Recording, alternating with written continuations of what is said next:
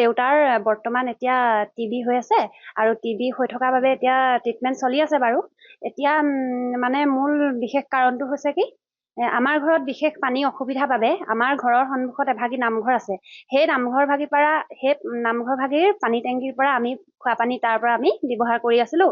আৰু এতিয়া মোৰ দেউতাৰ টিবি হোৱা বুলি গম পাই মানে আমাৰ নামঘৰৰ সম্পাদকজনে এখন আমাক নটিচ ঘৰত মানে দিছেহি।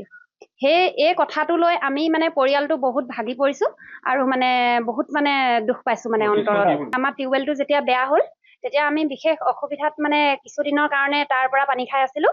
আৰু এতিয়া আমি পানী খোৱা বন্ধ কৰিছো যেতিয়া এই মানে নটিচখন আমাৰ ঘৰত পৰিলে। এতিয়া আমি বৰ্তমান বৰষুণৰ পানীয়ে খাই আছো। আৰু মোৰ দেউতাই বহুত দুখ পাইছে।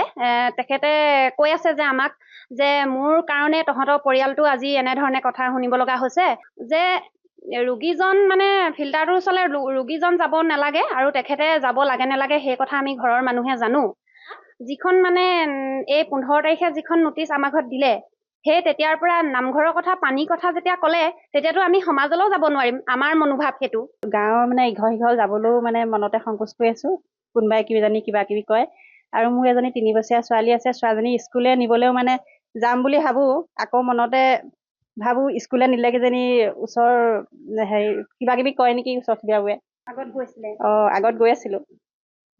যাবলৈ মানে মনতে মানে সংকোচ কৰি আছো, কোনোবাই কিবা কয় নেকি বুলি।